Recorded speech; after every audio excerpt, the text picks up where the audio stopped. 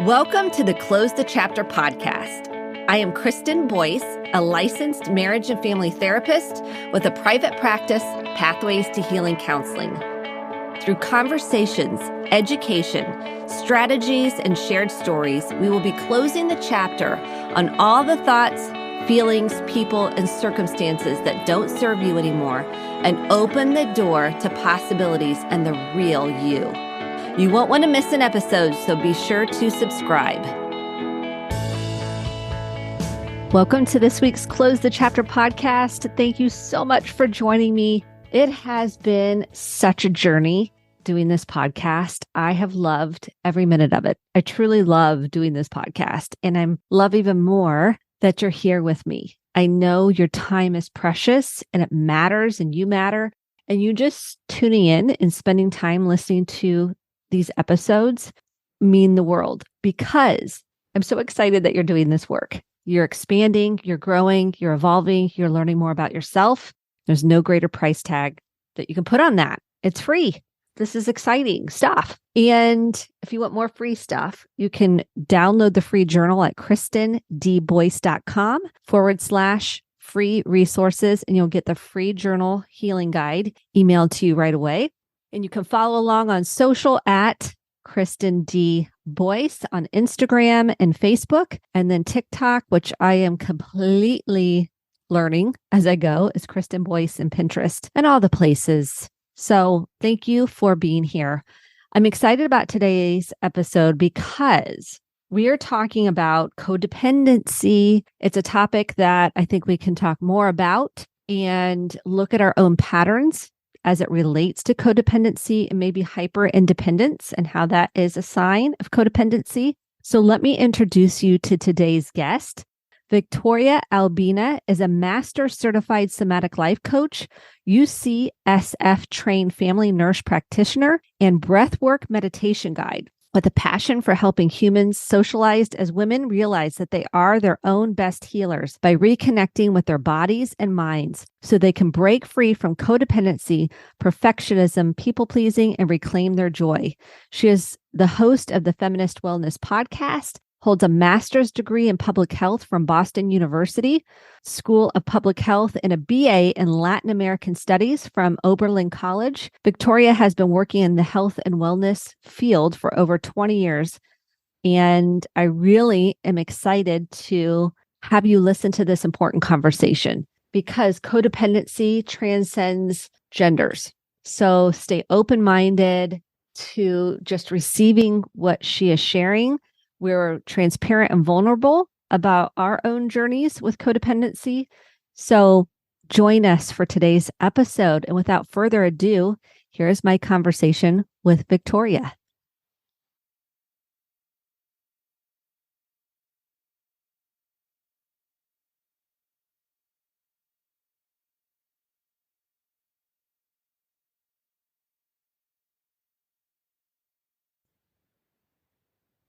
Welcome to this week's Close the Chapter podcast. I am thrilled that you're here joining us today for this important conversation.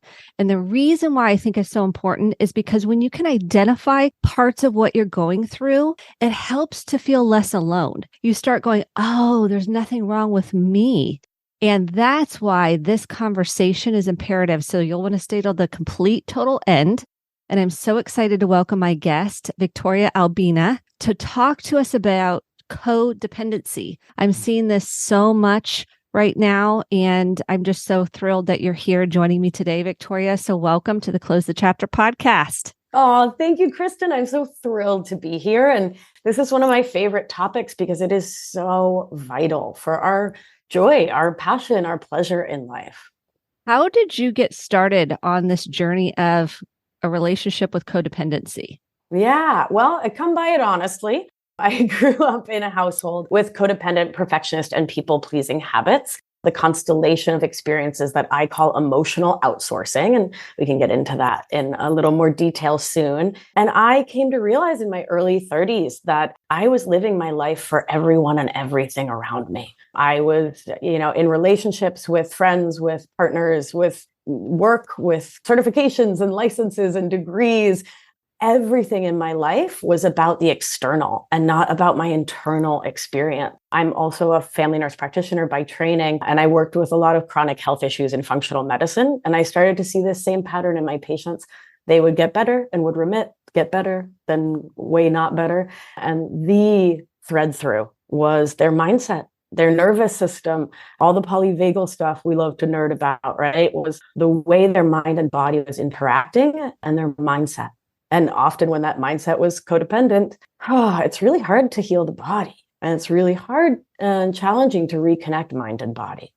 So true, because that's the powerful piece. How do you define codependency for someone's like, well, I don't know if I'm a codependent. That's not me. I'm not dependent on anybody. Forget about it. I am a rock. I am an island. I'm a wild, modern, and independent woman. Yes, that may be a sign of codependent thinking as well, my darling. It certainly was for me. Yeah. My friend and I were just joking last night when I was 12. I was like, all right, I will never have anyone to depend on. So it's just me. And started working like 3 jobs, right? Oh, okay, kiddo. She was doing the very best she could with what she had to understand of this world. So I have moved away from the labels of I am a codependent person. I feel that it doesn't serve us because it keeps us stuck in this loop of believing that it's just who we are and there's a defect in our character and this is just, we're effed, right? Like it's all over for us. I instead look at these habits as habits. There's ways that we've learned to survive, usually from childhood, that don't serve us anymore, but once did. So I think of codependent, perfectionist, and people-pleasing habits as chronically and habitually sourcing our sense of safety, worth, and validation from everyone and everything outside of ourselves instead of from within.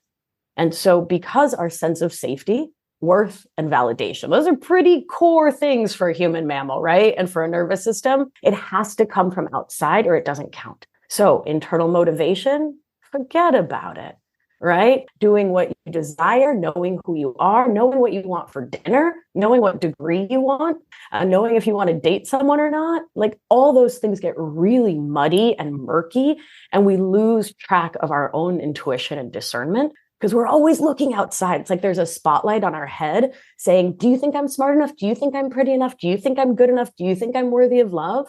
Instead of really looking inside and from presence, just knowing it, right? And so we get codependent on everyone else, meaning we are emotionally dependent on them to tell us it's okay for us to be alive, to be taking up space, to have opinions, to make decisions. We look to the peanut gallery to tell us how to live, or we swing to the other direction and we become the wildly independent person. Oh, I don't need anybody. But that too is from, I fear being dependent on others for my emotional wellness, but I know I need it because this is my mindset, right? And so it's all about coming back into interdependence, which is when you and the other person are autonomous humans who interact with mutuality and reciprocity instead of demanding that the other do your emotional work for you, which, by the way, is totally what I was doing. Like, let me, right? I'm the first one to say, girl, this was me, 100%. But now on the other side of it, life is so much more beautiful, so much more open and free. And there's a deep presence and safety that I feel in my body somatically, where soma means body in Greek. I work a lot with somatic practices, somatic modalities. I'm trained in somatic experiencing. So it's about coming back to yourself and your body. Beautifully said. There's so many nuggets there. The one piece I really liked is it's not like get away from the labels. Yes. Because it can almost embody an identity. And then we can't shift or open out of that or expand out of that. Yeah. There's not so many religious and spiritual practices going back eons, have this real focus on I am statements, right? I am. So who are you declaring yourself to be? And does it serve you or your relationships with the people you love to say, I am codependent. I am a perfectionist. I am a people pleaser. How can you be anything else if that's what you're feeding into your nervous system and your brain, right? Which brings us to neuroplasticity, our brain's remarkable capacity to change the story. Doesn't matter how young or old you are, right? You can change the story that comes from I am. So why not have it be, I am a person who developed these amazing and incredible survival skills in childhood. I am a person whose nervous system got this setting ages 0 to 7, and I am capable of changing it. Why not?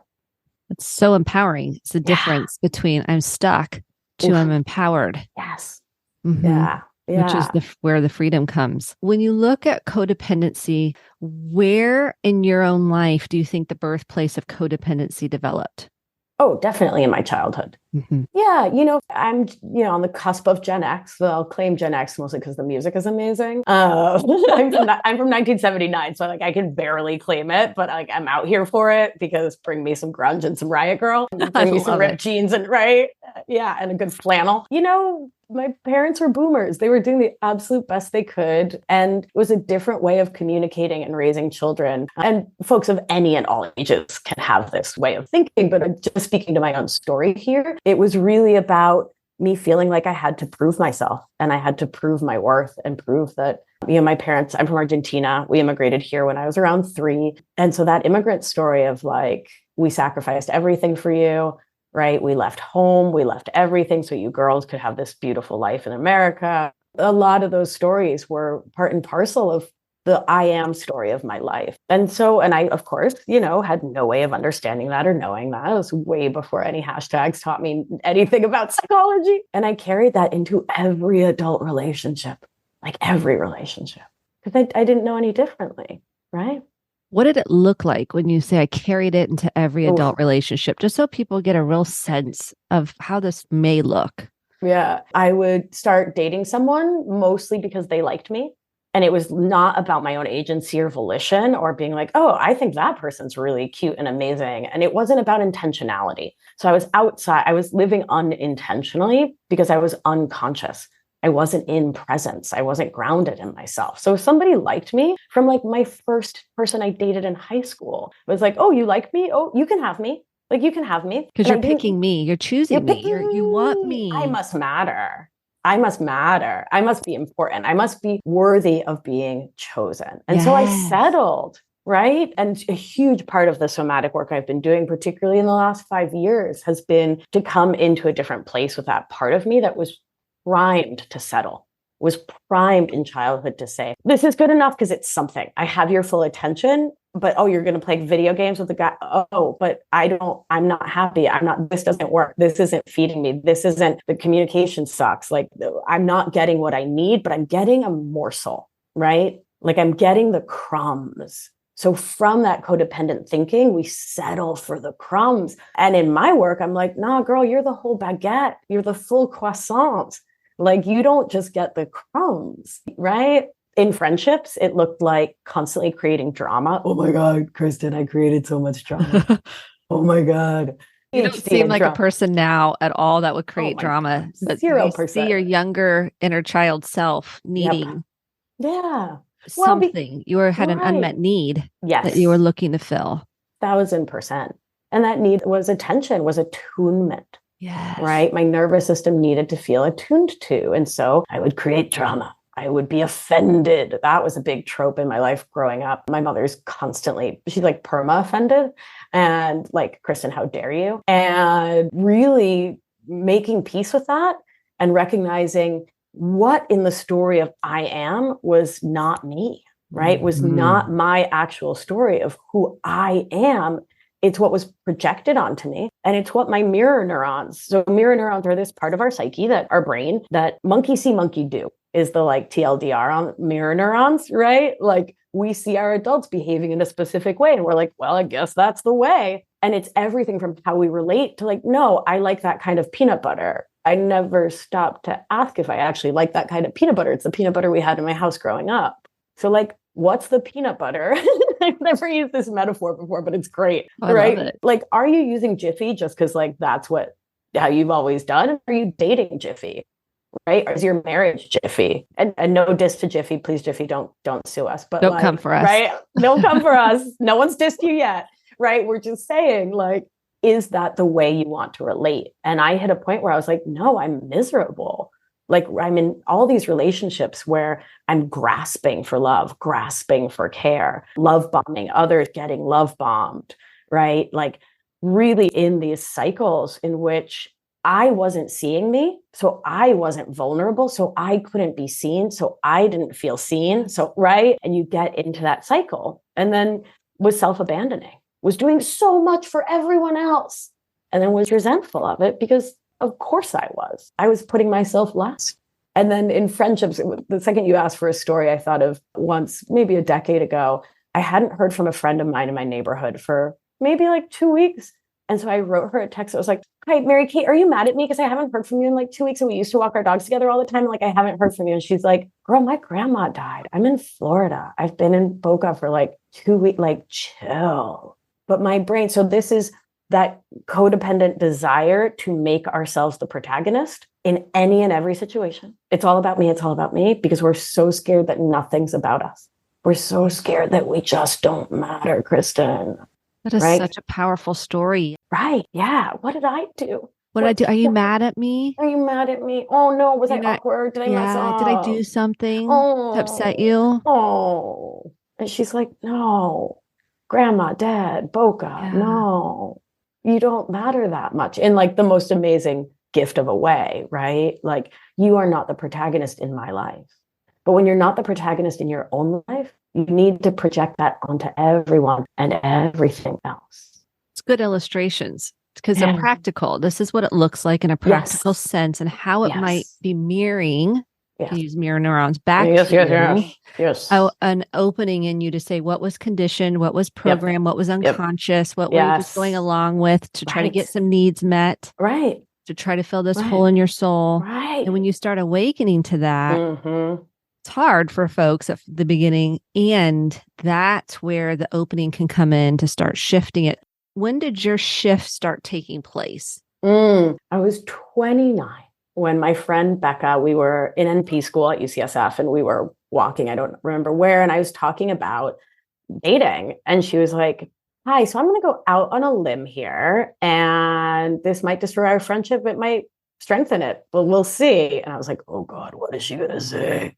And she was like, "Girl, do you know what codependency is?" And I was like, "Yeah, I think that's like, I don't know, like Midwest housewives with a bunch of kids in a soccer van who are married to an alcoholic." And she was like, "Yeah, yes, but also mirror, mirror, it's you, kitten." And I was like, "No, I'm not those women. Like, I'm not married to an alcoholic. I'm not even dating an alcoholic. I don't think I've ever dated an alcoholic." She was like, that's not what this is about." And I was like, "Oh, okay. Well, I trust you and I love you. And if you're seeing this, then maybe it's a thing." And so I did what I've always done, which was I dove deep. I mean, I'm a nerd's nerd, Kristen. Like, give me a hint, right? You and I are souling on that same level. Yep. Soul sisters love the depth, in the nerdetry. Love the depth of the waters. Yes. And so I started researching and I started studying and I went to the library, the best place on earth, and looked up every book on code. I read Bradshaw, I read Lerner, I read Beatty, I read Meow, read it all. And some of it resonated. And some of the shamier, right? Like, you are broken, you have a defect, none of that stuff. I knew enough to be like, that this isn't working. And so, I started to see it, and I started to see it everywhere in my life. And I started to realize I don't want to keep living this way. It took a solid decade to get myself out of it, which is why I do the work I do, because it doesn't have to take our dear listeners a decade, right? Like, the TLDR, the shortcut is available.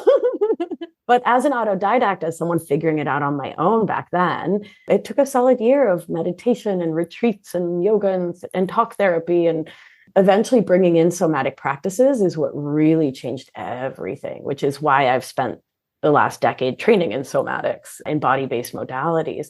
One thing is to change our mindset, and it's incredible, it's important, it's vital. And if we're not changing the resonance in our bodies, the way our bodies experience self, the world, life, then in my opinion, we cannot find true sustainable change. We just get the quick fix, the magic pill, the magic bullet. And as a primary care provider, as a functional medicine nurse practitioner, as a master certified life coach, there's no magic pill here, right? We need to do that dive deep work. And for me, it has to come from and return to the body and presence. So how do you begin? Someone says, yes, this is all resonating with me. Yes, I just speaking to me. I don't even know where to begin. Yeah. Where would you start? By mapping the nervous system, by really getting to know your nervous system. And in that practice, the prerequisite for that is presence and mindfulness. And that practice builds mindfulness and presence, right? So it's this beautiful, instead of that self-abandonment cycle, we move into the self-reclamation cycle. Then the self-reclamation cycle that I teach looks like really getting to know ourselves in this profound way by asking, who am I when I am alone? What does my nervous system do when it's alone? What do I do? How do I show up? What are the stories I tell about myself and the world when I feel safe? And really grounding ourselves in those stories, in that experience. And then from there, learning, how am I? Who am I? What do I think? What do I believe? How do I show up when I feel a little bit unsafe? Like a 0 to 10, like a 0.5, and then a 1. And then a 1.5, right? And we start taking teeny tiny steps towards that which scares us, that which is uncomfortable, and bringing ourselves back to safety. So we were talking before we hit record, my program's called Anchored. It's a 6-month journey into these practices, into somatics and mindset and breath work around the theme of emotional outsourcing, which is what I call codependent, perfectionist, and people-pleasing habits. And the real core of the work is coming into that presence and grounding ourselves, anchoring ourselves in ventral vagal, which is the safe and social part of the nervous system. And understanding that because science, like this is not Kristen and Vic making things up, right? Like because science, if you are not safe and social with yourself, in that safe and social ventral vagal place with yourself, you cannot make change in your neuroplasticity is not available. Your cognition, your thinky parts, not available. Your feely parts, right? Your emotions, your heart, not available if we don't feel safe. So we really start with embodied safety and grow from there. So if you're listening and you're like, yeah, that's cool, but Kristen asked you to tell me what to do. And you philosophized, welcome to me. But I'm also very practical. I'm still a nurse. So what does that mean? It means when you feel safe in a moment, right? When you're having your cup of tea on your porch, and you're like, oh, wait, I feel calm, right? Prioritizing putting your phone away, turning your Apple Watch off, and taking like one sip of hot coffee or tea and breathing, mark it. Feel into your body and ask yourself, what does it feel like? What is the sensation in my body of feeling safe right now? Important to note, both of us are very well trained in trauma. If your body was the site of trauma, as mine was, going into your body may not be safe or smart. Please do not go to there without a professional. Please, please. So instead, what you do is you orient to your surroundings. So when I feel safe with myself, self-directed safety, what is my experience of my environment?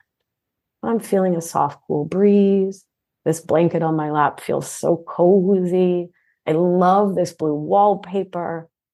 And orient your nervous system to the environment that is supportive of and generative of safety for you.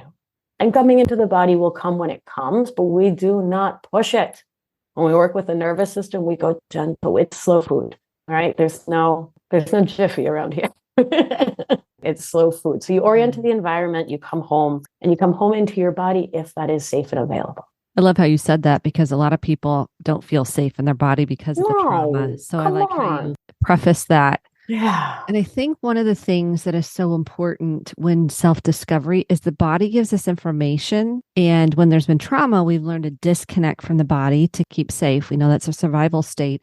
And when you start reconnecting the body, it will give you helpful, it's a navigational system in going, oh, let me sit with that. Let me be with that. Let me just notice that and get curious about it. And I think especially when you're in a situation where you're seeking, searching, wanting, thirsty for love, belonging, validation, acknowledgement, worth, value, all the things we talked about to feel enough, that your body's going to have like an intensity potentially around that dynamic and wanting that. And I think that's one of the signs that I help clients recognize to tune into, because that is where we have to go. And they're like, oh, what do you mean the body? Like it's hard for people, Yeah. right? Yeah, To for real. realize that this is, if you struggle with some patterns of codependency, that the body does help you work through it. Yep. 100%. I was coaching this morning a client who was like, went on a date. Her brain liked him, but her body was just like, no. And she was like, oh, is there something wrong with me? Am I blocking myself from receiving love? Like she went into all the self-help talk of like, oh, what's wrong with me? And the beauty of somatics is it reminds us and then shows us, like you said so beautifully, that the body knows what's up, right? And the more we can listen, and then the challenging part is the more we can trust, right? The more we can learn to trust our bodies, which is, again, why I steer us. So, you didn't hear me say, go on a date and see if you can trust yourself. Like, oh my God, no. Ask yourself if you want coffee or tea, right? Keep the stakes so low. Keep it so banal and quotidian and just like ask yourself dumb questions. Like, I really mean it. Like, body, do you want to wear pants or a skirt and tights today? Right? I was getting teary-eyed because I was thinking about this experience I recently had with my daughter. Yeah. And the self-doubt that codependency patterns create. And so we're in the car. She's having severe pain. As you know, she had an appendectomy, emergency appendectomy. And her self-doubt of maybe someone else needs this more than I do. I'm in the car and I'm going, honey, your body's giving us information. She goes, well, what if it's not true? What if it's not real? What if I'm just making it up or making too big of a deal out of it? How many of us can relate to that? We're too much. We're maybe it is me. Maybe I'm the problem. That has a lot to do. Self-doubt and codependency. Oh, yeah. Plays such a role in doubting your body. Like, well, maybe it's, XYZ. Right. And the thing to make note of is the yes and there. And you talk about this when you talk about trauma, that trauma resonates in our bodies. And so it can be very confusing at first to sort of sort out and feel into, is this my intuition and my discernment? Where, right, intuition guides you, discernment can tell you yes and no. Or is this trauma, right? So early on in all those dating experiences for me, this loud, anxious voice in my body was like, yes, stay with this person, stay with them, stay. No, I know it's terrible. I know it's really bad. Like, stay. That was the trauma response. Yes. Right?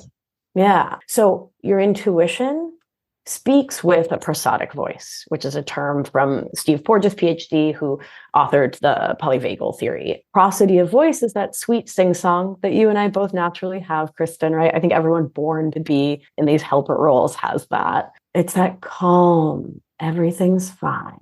Just follow the signs, right? Like it's the turn left, don't go down that dark alley, like breathe it, right? It's calm. Soothing. Yes. Right. And it can be directive and it can tell you stuff you don't want to hear. Whereas anxiety, worry, stress, when we're not in the ventral vagal state of our nervous system, when those voices from stress, distress, and trauma past come up, those voices are anxious. Those voices are jangly, right? To me, it feels like spider legs moving quickly. It's just like, go, go, go, go, go, go, go, go, go, go. Versus, and for those who grew up, with like fake niceness, or like that fake everything's fine, then that prosodic voice may be extra hard to hear, right? Because that in and of itself might be challenging to your nervous system. So maybe your intuition is more directive. Maybe it sounds more like this, but it doesn't sound like this, right? It doesn't sound jangly. There's a smoothness to it. And so it's you finding the smooth pebble that will skirt over the top of the water, right? Just dance across the water. Versus those other voices that just go plop.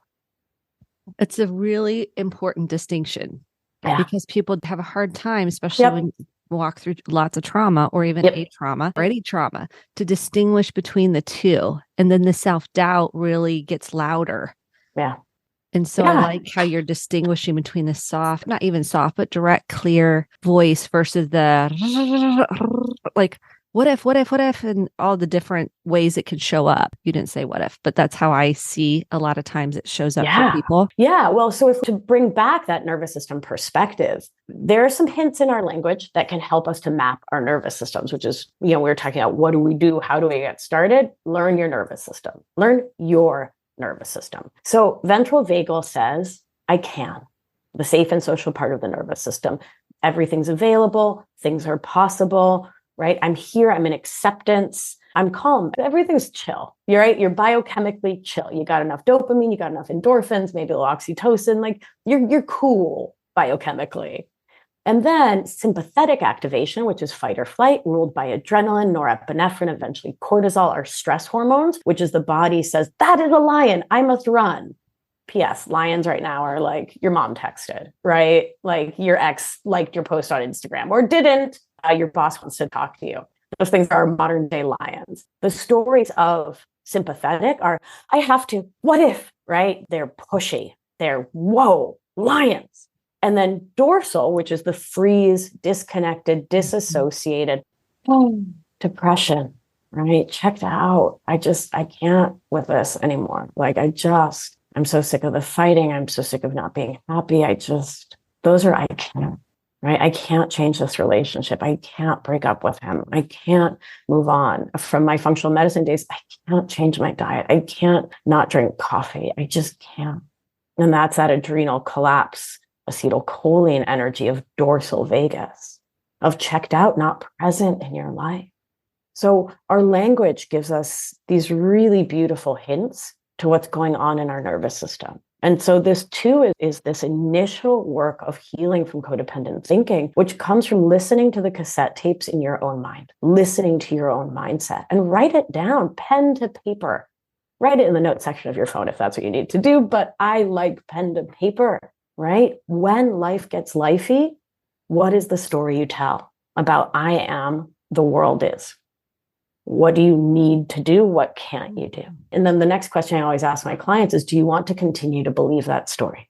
And if you do, cool. If you want to believe, no, I can't give up coffee, just going with that because it's easy and adrenally directed. But cool, you do you. And just recognize that means you'll stay in that cycle, and no judgment, no shame. And there you are. And if you're ready to begin to make change, connecting in with your body, your intuition, and letting your body guide you, as you so beautifully said. So where would you put people-pleasing, perfectionism, placating, pretending, all of the P's? Where would you put that in the nervous system language? Really, it's variable. It's for most folks, it's the mixed, we're going to go super nerd here, nerds, the mixed state of high activation freeze. So high activation freeze, I call it functional freeze or somatic self-disconnection. And this is a huge part of my work because it's where I lived forever. So I'm just going to back up with some nerding and then come forward to your question. So we think something's a lion. Our bodies go, whoosh, adrenaline, sympathetic, fight or flight. If we don't get attunement, if we don't get care, if we don't get attachment, we go from fright to fear to terror to freeze, right? To no one's coming. It's over. I am lion snacks, or like I'm in my crib crying and no one's coming, or I fell off my bike and no one's going to like actually meet me the way I need to. They're either going to tell me to shake it off or suck it up, buttercup, or they're going to overreact. But I'm not going to be met with an appropriate attuned nervous system reaction. So then we go into freeze, right? And so freeze is that dorsal checked out. Fine. I'm not in my body, right? Oh, my scraped knee doesn't hurt. It's fine that I'm crying in my crib, just like frozen. And so in that in-between state, we're still full of the sympathetic. We're still all jacked up on adrenaline. It's like you had 3 espressos all at once, but then you checked out of your body. So the espresso, the adrenaline is still in you, but you're not present to self. So that's the functional freeze, somatic self-disconnection. And that's often where perfectionism and people-pleasing and fawning. So there's a third nervous system primary state that is getting a lot more attention because it really matters. And that's fawning. It's traditionally been thought of as a conditioning state, right? Not a true nervous system state. It's when we're appeasing. Oh, that's fine. We can go to the restaurant. Oh my God. I remember saying stuff like this. No, we can, because right, you're going to hear the resentment in just a second. No, it's fine. We can go to the restaurant you want to go to. I mean, like there's nothing I can eat there. And if I eat anything there, I'm just going to have such a wicked bellyache, but it's totally fine. We can go there if that's what you want. Right? Oh my God. The most codependent thing. It's so codependent. Right? Oh my God. It's so co. Your girl was so cool. We had a little passive aggressive. We had a little peppering of a little. We weren't direct and clear. No, read my mind, know my needs, because I'm not going to express them directly, but it is your job because I am codependent on you with or without your consent, usually without. right? You need to know my dietary needs and read my mind and know what's right for me. You should know by now. We've been together long enough. Come on. I've told you how many times. How dare you? Yeah. How dare you have your own desires? I don't have my own. So I'm pissed at you for having your own and wanting pizza tonight, even though gluten gives me the poop. How dare always you? Do what you want. Yeah. Don't we always do what you want, since I never tell you what I want and never state my wants or needs directly or clearly? I love how everyone's so rude to us, right? Kristen, everyone's the worst. Everyone. And they're just not getting it. They don't get us, but we need to stay with them forever. We should probably get married and have a bunch of babies. Right? That'd be great, because then it'll get better. Right. Then that's what's going to change it. Or we can continue to suffer, and then we can continue to believe the story that we're the worst and we aren't worthy of love and care, because that's the story our nervous system thinks is safe. So we aren't codependent at all. That's what's so beautiful about this, because we completely get it. Yeah. That's why it was so easy for us to go. We seamlessly just went into the language. Yep. Yeah, well, because we see it in our clients and our patients all day, every day. And it was 1,000% every one of my journals until not that long ago, a little decade. So where was I going? Functional freeze. Right. And so fawning, appeasing, that lives in that state. And I was 100% in that. I was frozen to myself and my emotions. I wasn't in true empathy because I felt too much empathy. And so I blocked it. I didn't know how to handle it. I didn't know how to handle healthy reciprocal empathy. I would say the right things, of course, like, oh, I'm so sorry. Oh, that sounds really hard. But I wasn't feeling it in my body. And I was functional. I was out there. I was getting degrees. Kristen, I have 4,000 degrees and certifications and had licenses in 6 different states. Your girl's out there really thriving. But inside, total wall, brick wall between myself and my feelings in the external world. Just walled off. And so that's where fawn and appeasement really lives, is in that kind of a adrenalized freeze. Yes. Oof, and it's time. Our time went so fast.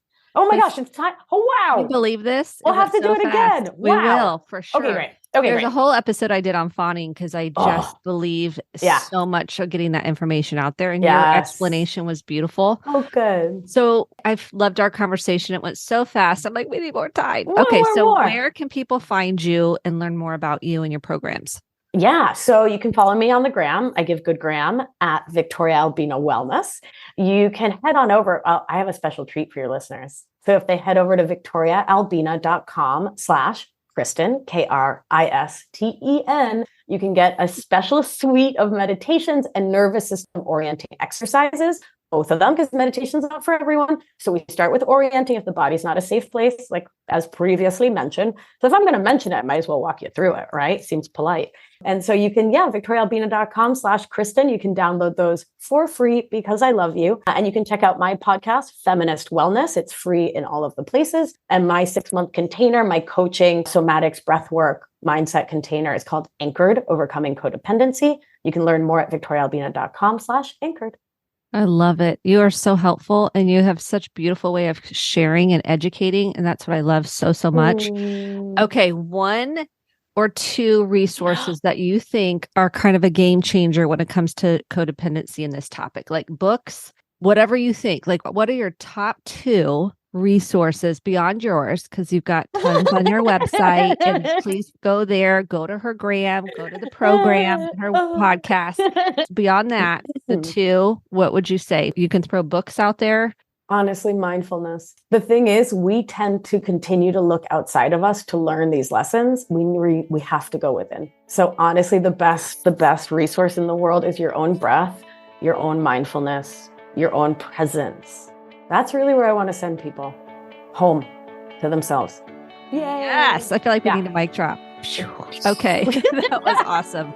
Thank you so much, Victoria. Oh, thank you, Kristen. I'm so grateful for you. Me and too. What a wonderful conversation. Yeah. So thank you for your heart, soul, and energy. Thank you so much for listening to the Close the Chapter podcast. My hope is that you took home some actionable steps along with motivation, inspiration, and hope for making sustainable change in your life. If you enjoyed this episode, click the subscribe button to be sure to get the updated episodes every week, and share with a friend or a family member. For more information about how to get connected, visit Kristen, Kristen, D, Boyce, BOICE.com. Thanks and have a great day.